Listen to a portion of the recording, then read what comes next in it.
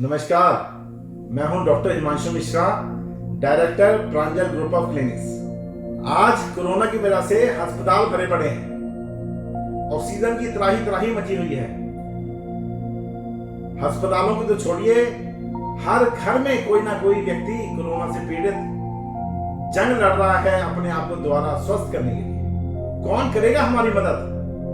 और उत्तर है आयुर्वेद। जी हाँ, सही सुना आपने। आयुर्वेद हमारी अपनी साइंस है और आज आयुर्वेद ने ये लोगों को बता दिया है कि अगर समय रहते आयुर्वेद की औषधियों का, आयुर्वेद के मापदंडों का अगर सही सेवन किया जाए तो हम इस महामारी को हरा सकते हैं। कोरोना को समझने के लिए हम इसको दो हिस्सों में डिवाइड करते हैं। पहला हिस्सा है पहले 4 दिन और दूसरा हिस्सा है अगले 4 दिन। जी, तो पहले 4 दिन में आपको हल्के हल्के सिम्टम्स आने शुरू होंगे कोरोना के, जैसे गला खराब होना, जैसे सिर भारी हो जाना, 99-100 तक बुखार बने रहना, शरीर टूटना और भूख का कम हो जाना। यही वो समय है, यही बिल्कुल सही समय है जब आप आयुर्वेद की औषधियों का सेवन अगर तुरंत शुरू कर दें तो आप इस बीमारी को पहले 4 दिन में ही हरा देंगे। क्या करना होगा आपने? सिंपल सी दवाइयां जो हर शहर में, हर गांव में, हर जगह अवेलेबल हैं, वो कौन सी हैं? अश्वगंधा, तुलसी, गिलोय और महासुदर्शन। इन चारों की घनबटी कैप्सूल किसी भी फॉर्म में अगर आपको अवेलेबल है मार्केट में, तो आप इन चारों की एक एक गोली सुबह, दोपहर, शाम नॉर्मल पानी से अगर आप लें तो 4 दिन में ही आप कोरोना को हरा देंगे। 95% लोग सिर्फ यही 4 दवाइयां खाने से बिल्कुल नॉर्मल हो जाएंगे।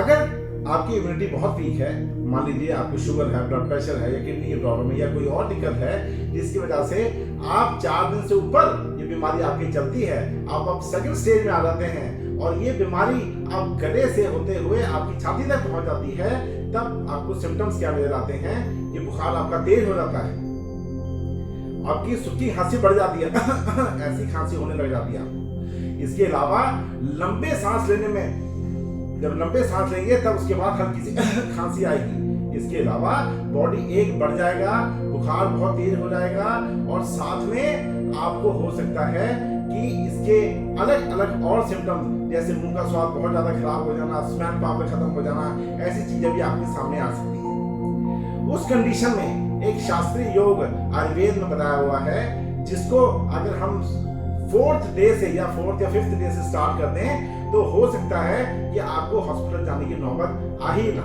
क्यों?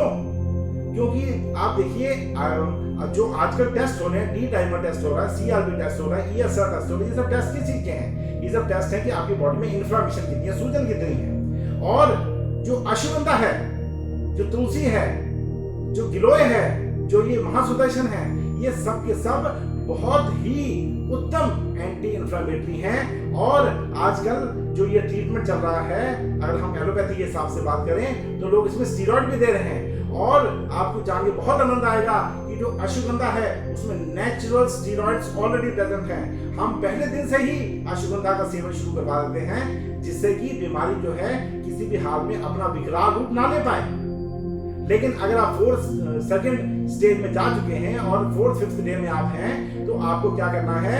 आयुर्वेद के शास्त्रीय योग हैं, जैसे सीतोपलादी चूर्ण 50 ग्राम, त्रिकटु 20 ग्राम, गिलोय 20 ग्राम, गुदंती 10 ग्राम, टंकन 5 ग्राम, अपरक भस्म सहस्त्रकुटी यानी कि 1000 कुटी वाली ये 5 ग्राम, और श्वास का चिंतामणि रस 1 ग्राम, स्वर्ण बसंत मालती 1 ग्राम और मृगांक रस 1 ग्राम। ये सबको अगर आप मिलाकर 60 इक्वली डिवाइडेड डोजेस बना लें, 60 हिस्से इसके बना लें, एक हिस्सा सुबह, एक हिस्सा शाम को शहद के साथ चाटें, तो आप पाएंगे कि आप अपने आप को इस बीमारी से निकलता हुआ महसूस करेंगे। आपकी ऑक्सीजन लेवल फॉल नहीं करेगी। ऑक्सीजन फॉल होती कैसे है? जब हमारे शरीर में निमोनिया जैसा कंडीशन पैदा हो जाती है, जब गैसेस एक्सचेंज उस पानी से, उस निमोनिया से होना बंद हो जाता है, उस केस में जो हमारी ये जड़ी बूटियां हैं, जो रस औषधियां हैं, जो आशुकारी बहुत फास्ट एक्टिंग है, उस कंडीशन में ये हमारे गैसियस एक्सचेंज को होने से ये पूरी तरह बनाए रखती है, उसको जो रुकावटें हैं निमोनिया की उसको दूर रखती है और हमारी बॉडी में नेचुरल ऑक्सीजन की भी ये बढ़ोतरी करती है। इस वजह से हमारा ऑक्सीजन फॉल नहीं होता। इसके साथ साथ जो मैंने पहले बताई जो दवाइयां, जो गिलोय है, अश्वगंधा है, ये सब नेचुरल एंटी इन्फ्लेमेटरी हैं जो हमारी बॉडी के अंदर, जो हमारे लंग्स के अंदर सूजन हो जाती है, निमोनिया जो हो जाता है, उस निमोनिया को पूरी तरह काउंटर करने के लिए ये सारी दवाइयां पूर्णतः सक्षम हैं। लेकिन लेट ना करें, देरी ना करें, यही हमें मारेगी। अगर आप पहले दिन से ही आयुर्वेदिक दवाइयों का सेवन करेंगे, आप जो जड़ी बूटियां मैंने बताई हैं उसका सही मात्रा में सही तरीके से सेवन करेंगे, तो 99% लोग पूरी तरह रिकवर हो जाएंगे। अस्पताल जाने की जरूरत नहीं पड़ेगी, घर में ही लोग ठीक हो जाएंगे। और जो मैंने चीज बताई हैं ये हर जगह अवेलेबल है। आप एक स्टेप उठाइए और जो हमारी दवाइयां हैं वो दूसरा स्टेप उठाएंगी। ये जो दवाएं हैं ये सिर्फ हमारे शरीर को ही नहीं, हमारे मन को भी मजबूत करती हैं।